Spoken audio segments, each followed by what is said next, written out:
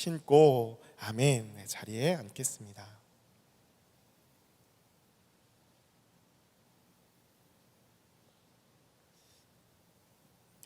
네, 오늘 평안의 복음의 신발이라는 제목으로 함께 하나님의 말씀 나눕니다. 여러분, 사람은 어떠한 존재일까요?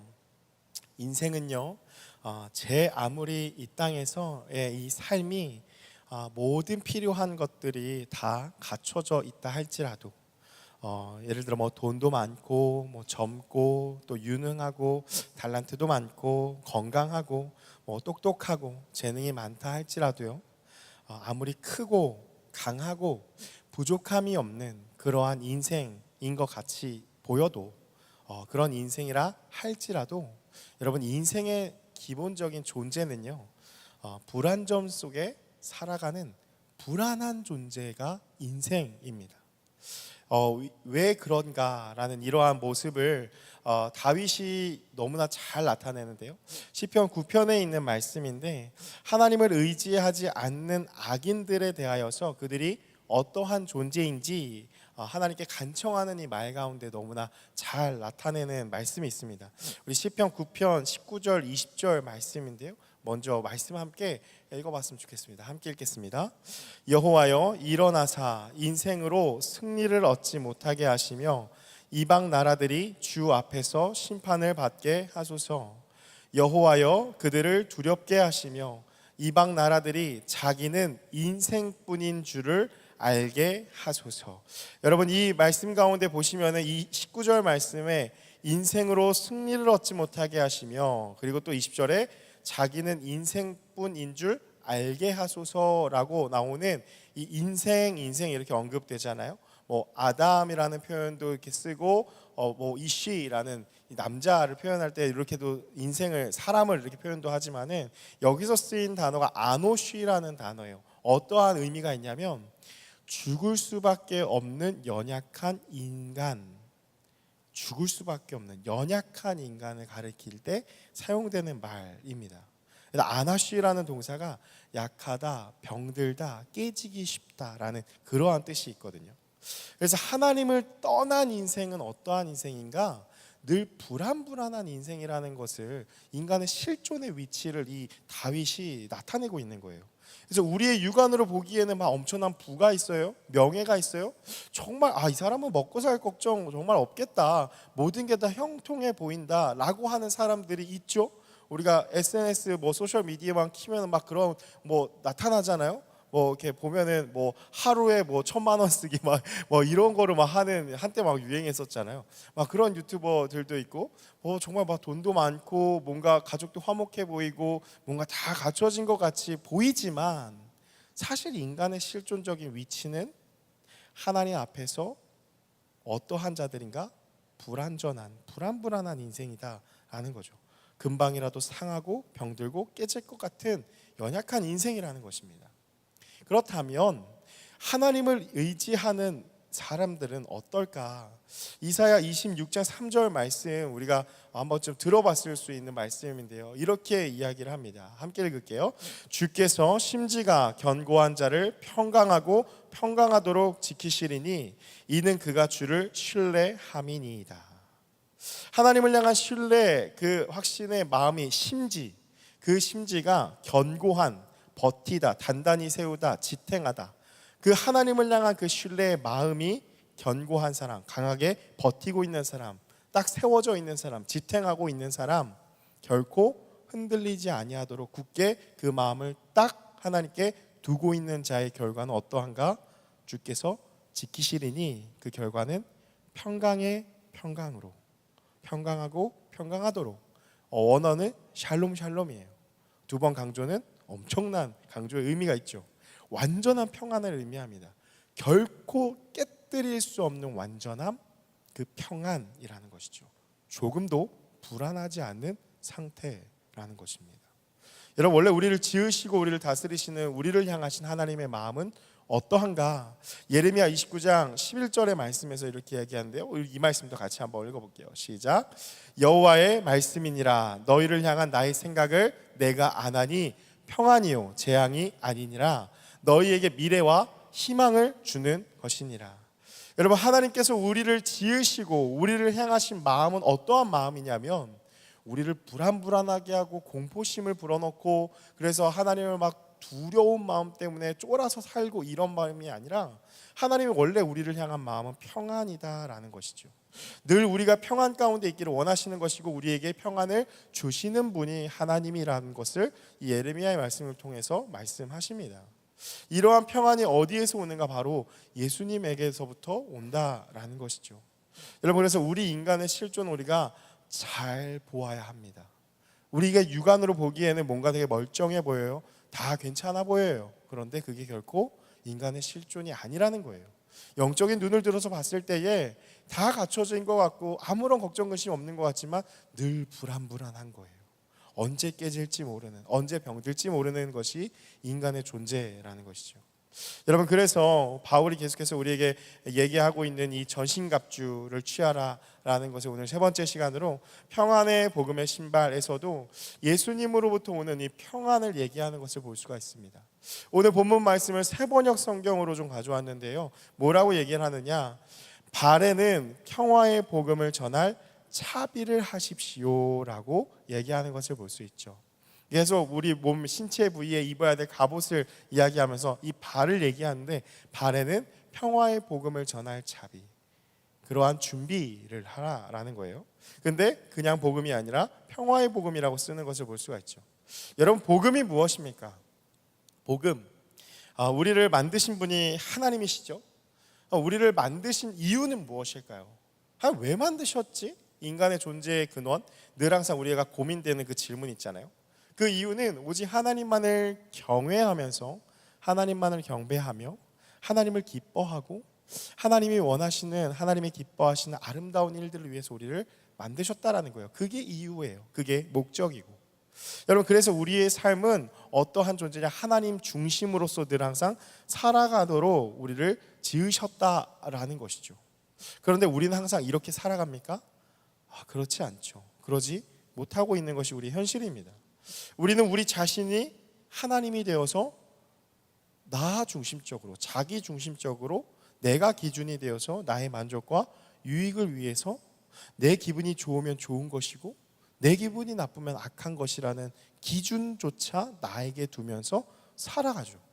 하나님이 주인 되셔야 할 우리의 인생에 내가 주인이 되었기에 우리는 하나님을 어떻게 하고 있나요? 대적하고 있다라는 것입니다. 그래서 우리 인간은 죄인, 우리는 하나님과 원수 되었다는 것이죠. 여러분, 이게 죄고 그래서 우리가 죄인인 거예요. 왜 우리가 죄인인가? 라고 얘기했을 때 설명해 줄 수 있는 게 이거예요. 뭐냐면 하나님이 우리를 지으셨어요. 부인할 수 없는 사실인데 무엇을 위해 지으셨냐? 하나님을 중심에 두고 하나님을 영화롭게 하는 삶을 살기 위해서 우리를 지으셨어요. 그런데 우리의 모습은 어떠한가? 나를 중심에 두고 나를 원해서 나를 위해서 살아가는 모습이다라는 것이죠. 성경이 말하는 죄와 죄인의 정의는 바로 이것입니다.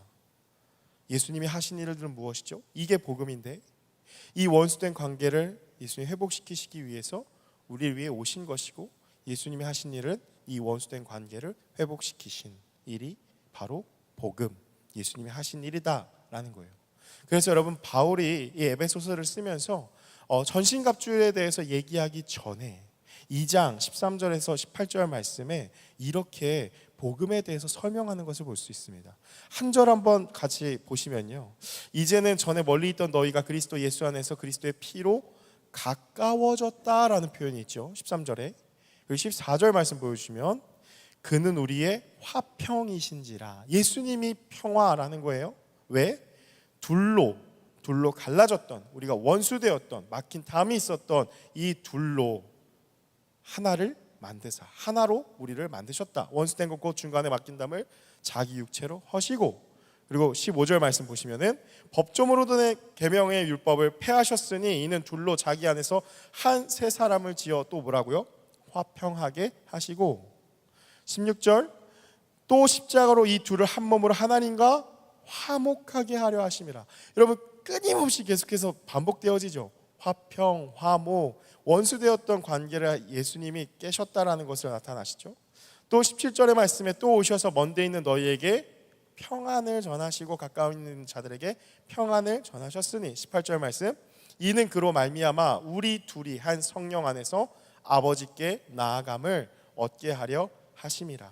여러분 바울이 거듭해서 계속 말하고 있는 것은 무엇입니까? 하나님과 원수되었던 우리의 관계를 예수님이 회복하셨다라는 거예요. 우리가 원래 어떤 자였는데 앞에 3절 말씀 보시면 뭐라고 나와 있냐면 자기 자신이 주인된 본질상 하나님의 진노가 떨어지는 자들이었는데 예수님이 그 문제를 해결하심으로써 하나님과 평화를 이루게 되었다라고 얘기하는 것이죠. 여러분 그래서 하나님과의 관계가 회복됨으로 우리 가운데 주어진 것이 무엇이냐면 평안이라는 것입니다. 사랑하는 여러분 여기서 우리가 잘 보아야 할 것이 있는데요. 여러분 우리가 하나님을 멀리 떠나서 죄인 되었을 때에는 어떠한 모습인가? 늘 하나님 앞에서 하나님의 진노가 언제 임할지 모르기 때문에 불안한 모습, 공포에 떠는 것이 바로 우리 인간의 존재, 죄인된 존재라는 것이죠. 여러분 그 공포심이 얼마나 큰지는 뭐 여러 가지를 우리가 볼 수 있는데 사형수의 삶을 보면 알 수 있죠. 우리나라는 이제 사형제자가 좀 사실상 없진 않은데 사실상 좀 폐지가 되었죠. 그렇죠? 사형을 구형해도 계속해서 그냥 살게 되는데 뭐 근처에 또 우리 이웃 나라들 얘기들 들어보면 중국도 그렇고 일본도 그렇고 오늘날에도 사형이 이루어지죠. 근데 사형수들의 특징을 보면은 어떻죠?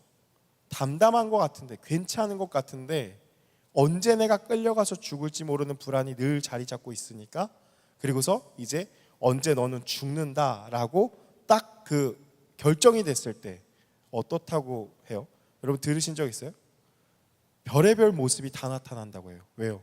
그 죽음에 대한 공포 때문에 그 사형장을 끌려가면서 막 울고 불고 하면서 떼쓰고 그러면서 막 다리를 진짜 못 걷는 사람들 너무 공포스러우니까 죽음에 대해서 발걸음이 움직여지지 않는다고 그러죠. 그래서 정말 별의별 그러한 그 공포 앞에 끌려가는 그 순간의 발버둥이 많다라는 거예요. 하나님의 진노 앞에 우리가 서 있는 자다라는 걸 깨닫게 되면 늘 죄인인 우리의 마음은 그러한 공포심이 가득하다라는 거죠.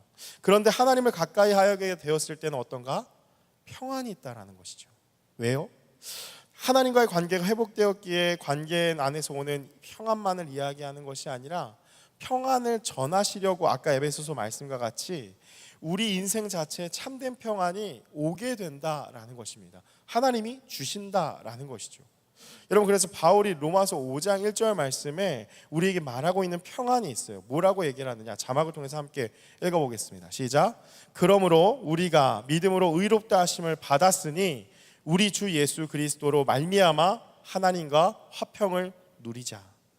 믿음으로 의롭다 하심을 받았다라고 하면서 무엇을 선포하느냐? 죄로부터 자유하여졌다라는 것을 우리에게 선포한다라는 거죠. 그래서 우리에게 말하고 있는 그 평안은 그냥 단순히 뭔가 안락한 느낌, 뭐 기분 이것이 아니라 죄로부터 오는 자유함이 우리 가운데 주어졌다라는 것입니다.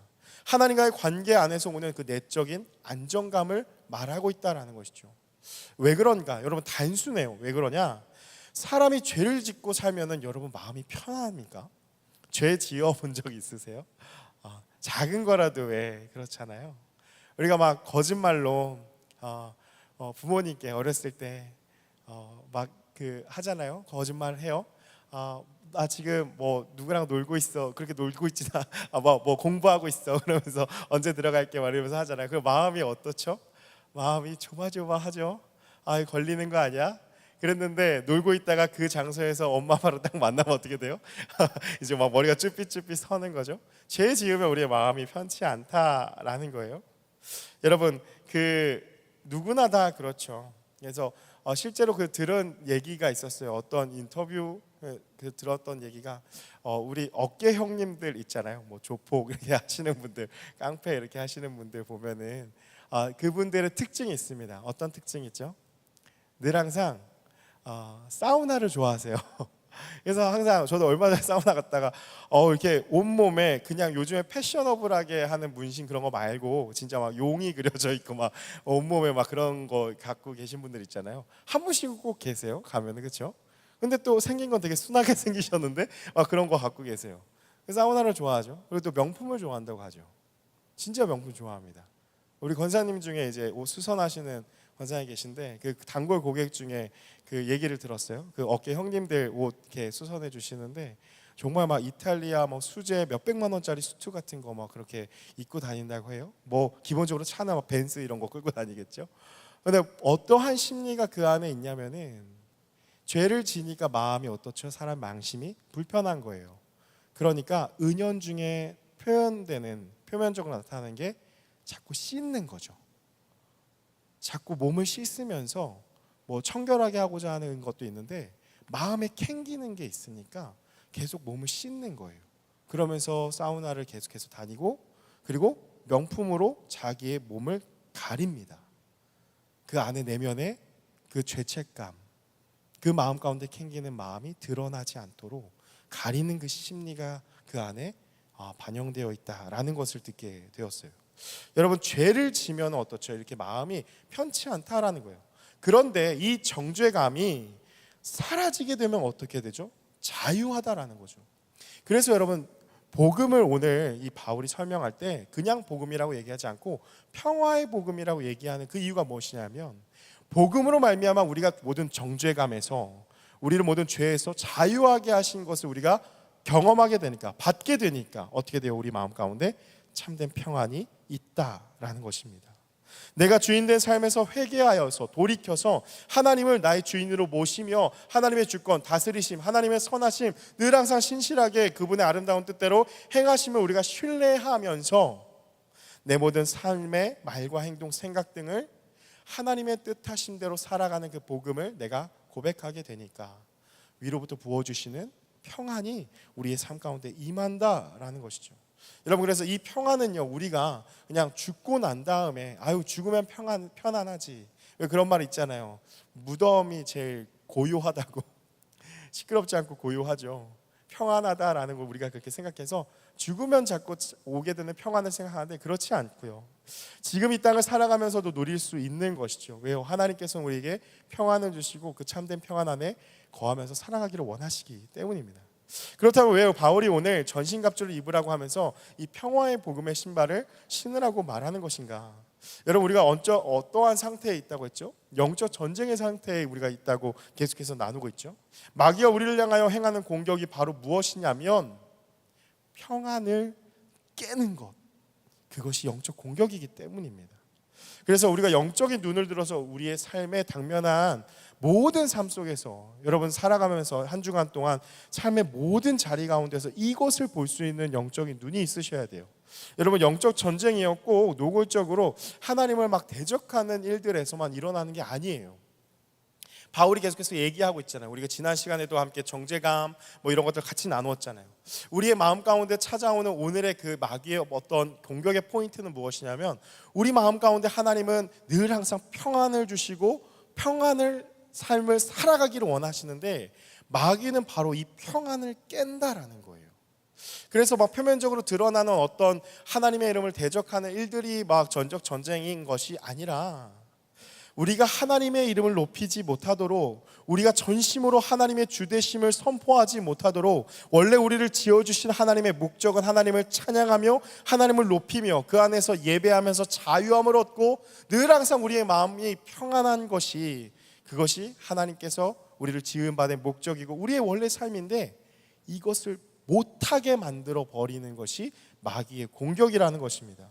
여러분, 그래서 마귀는 호시탐탐 하나님과 가까이 함으로 오는 이 평안을 우리 가운데 빼앗아 가려고 하는 것이죠. 여러분, 그래서 실제적으로 우리의 삶을 한번 생각해 보면요, 마귀는요 어떤 사람의 말 한마디로 우리의 마음을 실족하게 한다라는 거예요. 어떤 상황으로 우리의 마음을 실족하게 해요. 그러면 실제 공격이 뭐예요? 그러면서 하나님께 찬양하지 못하고 마음의 평안을 누리지 못하도록 깨는 거예요. 그게 마귀의 공격입니다. 여러분, 우리에게는 하나님을 가까이 함이 복이고 그 안에서 참된 평안이 있는 것인데 하나님과 멀어지게 되니까 어떻게 되어져요? 당연히 평안이 깨지게 되는 것이고 우리 안에 채워지는 것들은 뭘로 채워지게 되죠? 불안으로 채워지게 된다는 거죠. 걱정과 염려의 모습을 띤 이 불안한 마음입니다. 하나님과의 소통에서 멀어지니까 어떻게 돼요? 자연스럽게 우리 마음에 가득 차게 되는 것은 하나님을 향한 불신입니다. 하나님을 못 믿어합니다. 말씀 오늘 계속 선포되어지잖아요. 너희를 향한 나의 생각은, 나의 마음은 평안이요 재앙이 아니다. 이 말씀 오늘 듣는데도, 지금 이 자리 가운데 듣는데도 뭐 하나님은 그렇게 말씀하시는 거지, 못 믿는 거예요. 계속 믿을 수 있는 마음이 안 생기는 것이죠.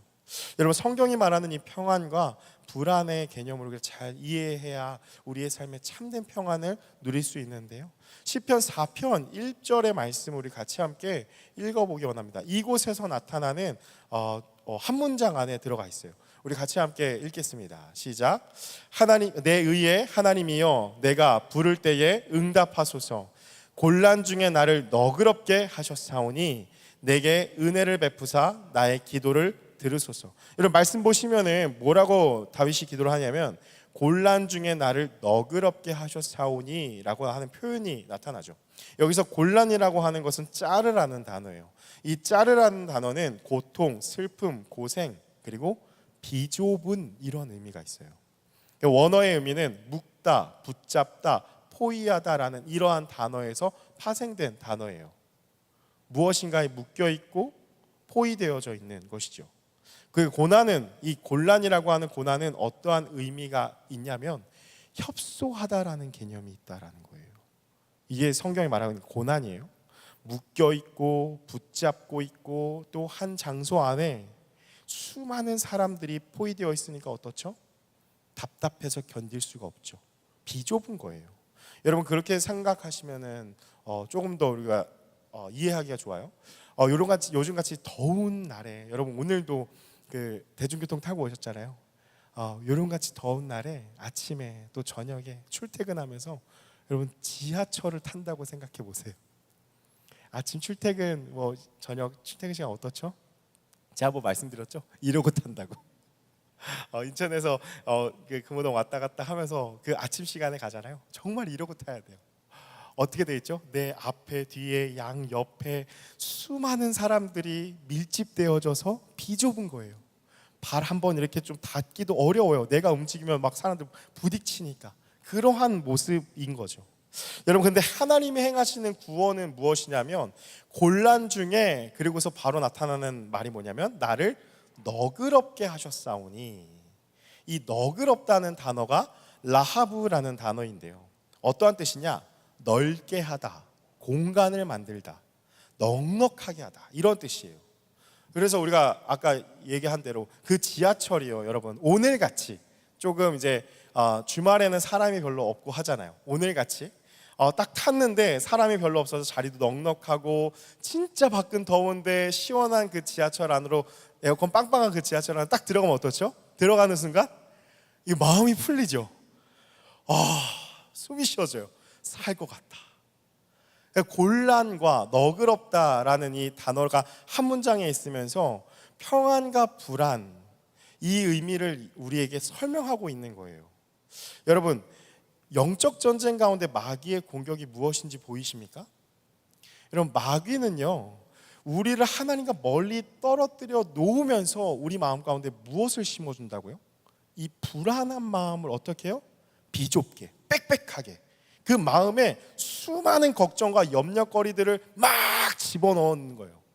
그래서 넉넉하지 못하게 만드는 것이 이 사단의 역사라는 것이죠. 여러분, 그래서 오늘날 너무나 많은 불안장애, 강박장애가 있잖아요. 그 불안한 마음이 들어가는 거예요. 우리가 인지치료도 하고 정신과 상담도 받고 약도 먹으면서 호르몬 조절도 해야 되지만 사실 사람의 이 정신적인 질병의 기원은 근원적으로는 영적인 것이 있다는 걸 우리가 봐야 돼요. 마귀가 그 마음 가운데 들어와서 계속해서 불안함을 심어줍니다. 걱정과 염려의 질문거리들을 막 심어주는 거죠. 그러면서 굳이 하지 않아도 될 불필요한 걱정들을 막 하게 되는 거예요. 우리 마음 가운데 찾아와서 어떻게 되어지죠? 오늘 예배 나왔는데 이거 본당 무너지면 어떡하지? 야, 조명 저번처럼 막 터져가지고 막 떨어지면 어떡하지? 별의 별 상상의 나래를 펼치면서 불안한 마음, 걱정하는 마음 계속해서 빽빽하게 숨을 쉬지 못하도록 준다라는 것이죠. 그러면서 어떻게 되어져요? 강박이 생기죠. 저장강박증, 왜 생깁니까? 불안한 거예요. 이게 없으면 안 될 것 같은데, 어디 가는데 이거 없으면 안 될 것 같은데. 여러분 혹시 그런 분들 계시죠? 이렇게 가방 열면은 모든 거 다 갖고 계시는 분들. 그래서 도라에몽이라고 하잖아요. 이렇게 꺼내면 다 나오는 분들 있잖아요. 불안한 마음에 다 챙겨 다니는 거죠.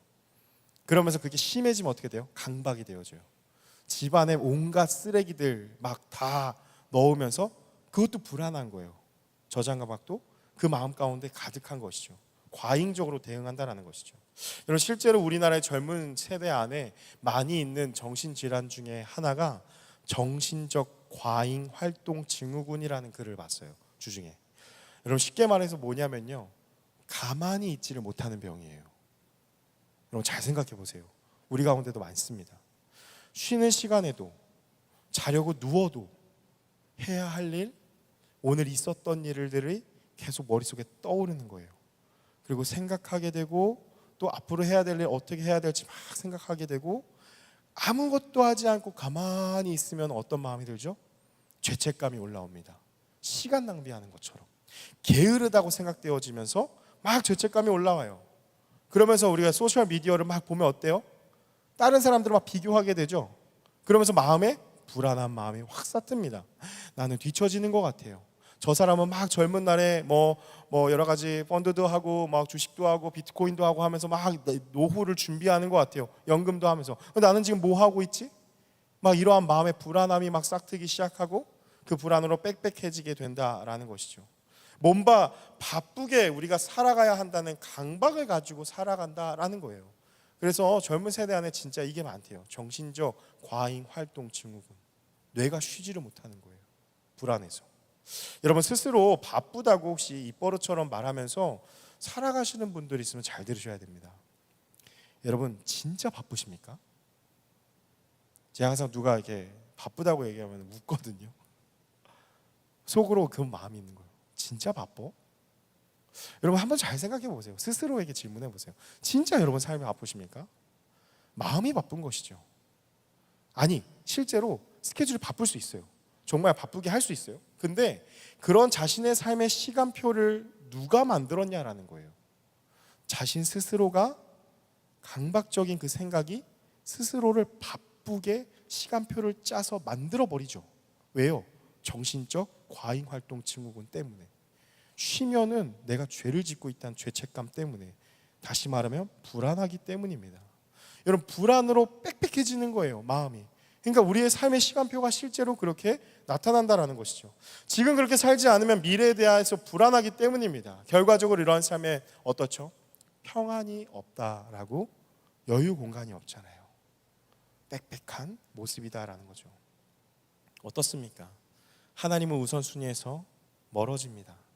여러분 이것이 멀쩡하게 잘 사는 것 같습니까? 여러분 수많은 스케줄들을 감당하면서 나 너무 바빠 이러면서 살아가는 게 여러분 평안하게 잘 살고 있는 것 같습니까? 여러분 이게 마귀가 속이는 포인트라는 거 꼭 기억하셔야 돼요. 여러분 평안은요 어디서부터 나타난다 했습니까? 위로부터 부어지는 거예요. 하나님이 우리에게 주시는 거예요. 근데 하나님을 떠나니까 그 삶이 평안합니까? 평안하지 못하죠. 평안이신 하나님을부터 떠났는데 어떻게 삶이 평안해요? 그러면서 불안한 마음이 늘 있는데 자신은 뭔가 바쁘게 무엇을 행하면서 막 열심히 살고 있으니까 나는 잘 살고 있다고, 나는 괜찮다고 스스로를 속이고 있다라는 것이죠. 여러분 이게 영적인 공격이라는 거예요. 그 삶의 본질은 무엇이냐면 아까 처음에도 나눴듯이 불안한 거죠. 언제 넘어질지 모르는 거예요. 그래서 또 하나가 오죠. 번아웃 증후군이 생기는 거잖아요. 그러다가 훅 건강이, 마음의 상태가 훅 꺼지죠. 그 삶은 하나님이 계시지 않는 삶의 주인이 하나님이 아니라 자기 자신이 되어서 죄를 짓고 있는 삶이라는 것을 영적인 눈으로 바라볼 수 있어야 한다는 것입니다. 여러분 하나님이 주시는 평안은 무엇입니까? 여러분 이 평안을 우리가 오해하면은 삶에 어떠한 문제가 하나도 일어나지 않는 그러한 안락한 삶을 우리가 평안이라고 생각할 수 있어요. 여러분 근데 그렇지 않죠. 뭐 걱정거리 앞에서 그냥 행복해지라고 자기 암시하는 게 평안인가요? 이 성경이 말하는 평안이. 그래서 뭔가 이런 거잖아요. 여러분 신데렐라였나요? 그 동화에 나오는 사라가 불라 메치가 불라 비비디 바비디부 하면서 이러한 노래 막 외우고 주문을 외우고 아니면 혹은 그렇다 치면서 속으로는 되게 무책임하게 속 편한 소리 한다라는 것이 이 하나님이 말하는 평화 아닐까요? 그렇지 않습니다. 여러분 헬무드 틸리케라는 이 독일의 신학자 목회자가 이러한 말을 하는데요. 자막을 통해서 한번 보시면요.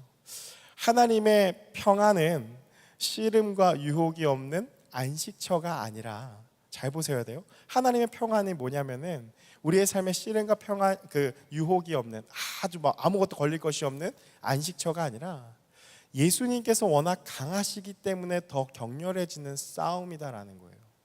여러분 어떠한 맥락인지 이해하십니까? 우리가 진짜 믿음으로 하나님을 붙잡고 있다면은 우리의 삶에 이 씨름, 유혹이 어떻게 된다고요? 더 격렬해진다고요. 왜요? 누구든지 이토록 위대하신 주님을 믿는 사람은 많은 원수를 상대하는 영예도 함께 누리기 때문에, 다시 말하면 사단이 가만두지 않기 때문이에요.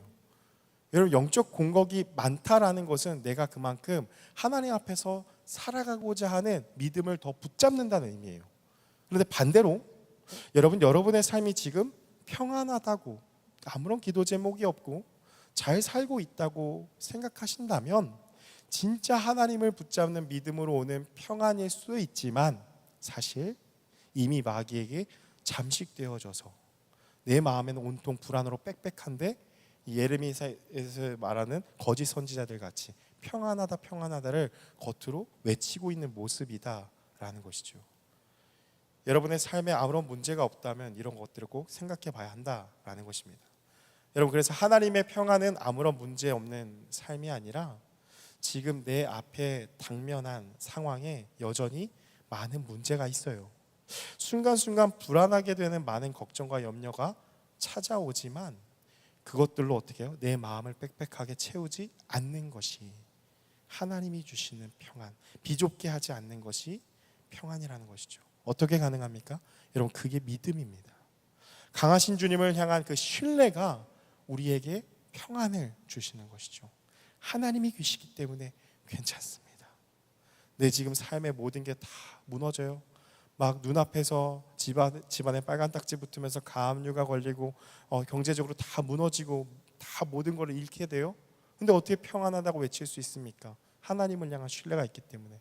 하나님이 우리를 향한 생각은 평안이고 재앙이 아니고, 나를 먹이시는 분도 하나님이시고 나를 살리시는 분도 하나님이시고 그 하나님이 살아계시고 나와 함께 하신다는 그 믿음이 우리 마음 가운데, 그러한 거친 파도가 우리의 삶 가운데 주변에 찾아온다 할지라도 나의 영은, 나의 마음속이 늘 평안하다라는 것이죠.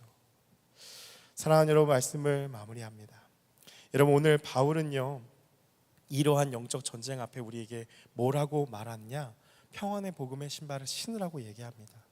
여러분 영어 성경 중에 영국에서 발행된 영어 개역 성경 아립이라는 성경인데요, 이 구절을 이렇게 번역합니다. 자막을 한번 보여주시면요, 내가 선 자리를 굳건히 지킬 수 있게 위하여 너의 신발이 평안의 복음이 되게 하라.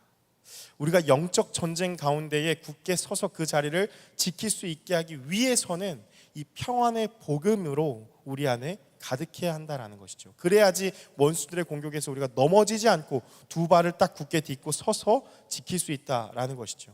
여러분 그래서 바울이 골로새서에서 이러한 말씀을 하는데요, 우리말 성경으로 우리 같이 함께 한 목소리로 읽고 말씀 마무리합시다. 함께 읽겠습니다. 시작. 그리스도의 평강이 여러분의 마음을 지배하게 하십시오. 이 평화를 위해 여러분은 한 몸으로 부르심을 받았습니다. 또한 여러분은 감사하는 사람이 되십시오. 사랑하는 여러분, 뭐라고 바울이 이야기를 합니까? 그리스도의 평안, 주님이 우리에게 주시는 그 평안으로 우리의 마음을 지배하라는 거예요. 가득하게 하라는 거예요. 다시 말하면 뭐예요? 뺏기지 말라는 거예요. 하나님께서 우리의 모든 불안한 마음 가운데에 다 그것을 걷어내시면서 아까 너그럽게 하셨사오니 라하브 보았잖아요. 넓게 만드셨어요. 여러분 넓으면 어때요? 집이 넓고 하면은 넉넉해져요. 우리 예배드리는 이 환경 너무 좋잖아요. 너무 넓어요. 좀 비좁아도 되는데 넓어서 어때요? 여러분 나오실 때 마음이 편하시잖아요. 그 평안을 하나님 우리에게 주셨는데 계속해서 불안함이 가득하게 되니까 어떻게 되어져요? 비좁게 되어지고 늘 항상 쫓겨다니는 삶을 살고 넘어지고 무너지게 된다라는 것이죠. 여러분 우리가 거듭 지켜야 할 것은 무엇이냐면 주님이 주시는 참된 평안입니다. 그 평안이 우리 마음에 가득하도록, 그래서 우리의 삶에 영적 분별력을 가지고 우리의 삶에 일어나는 많은 일들을 영적인 눈으로 분별해야 돼요. 이게 나의 평안을 깨는구나 라는 걸 캐치하셔야 됩니다. 누가 한마디 팍 쏘는 말을 해요. 그거를 마음에 담으면 돼요? 안 돼요? 안 돼요. 그럼 점점 내 마음이 비좁아지는 거예요. 그 말 한마디 딱 담으면은 어떻게 되어져요? 내 마음 가운데 생각이 파생되어집니다.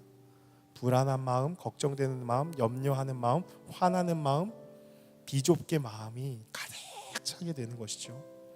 쳐내고 하나님께서 넓게 하신 그 평안을 지켜야 한다라는 것입니다. 사랑하는 여러분, 마귀는요 그 발을 넘어지게 하려고 수많은 염려와 걱정이라는 그 지뢰를 우리의 삶의 길에 곳곳에 뿌려놓습니다. 살아가면서 어느 곳에나 훅훅 마주칠 수가 있다라는 거예요. 그것을 우리가 밟기만을 마귀는 늘 호시탐탐 기다리고 있는 것이죠. 여러분 늘 기도하고 깨어 있어서 그 영적인 우리가 지뢰 탐지기를 가동해서 늘 항상 살펴야 한다라는 거예요. 그래서 그런 모든 지뢰들을 분별해서 우리가 밟지 말고 계속 깨어서 기도하고 말씀을 읽어야 되는 이유가 바로 이거예요. 그래야지 분별을 할 수가 있기 때문이죠. 그 지뢰들을 제거하면서 우리의 마음을 넉넉하게 넓혀주셔서 평안을 주시는 참된 평안을 누리며 살아가야 한다라는 것입니다. 사랑하는 여러분, 참된 이 평안, 하나님께서 우리를 구원하심으로 우리와 하나님과의 관계를 평안하게 하시고 또 우리의 삶에 주신 그 평안함을 여러분 계속해서 우리의 당면한 상황에 우리의 마음을 불안과 염려와 걱정, 근심으로 비좁게 하여서 계속 그것을 빽빽하게 하여서 스스로를 묶고 올가매어지는 것이 아니라 그 복음을 경험함으로 자유함을 누리고 평안함을 누리고 넓은 마음을 가지고 평안을 뺏기지 않는 그런 저와 여러분이 되기를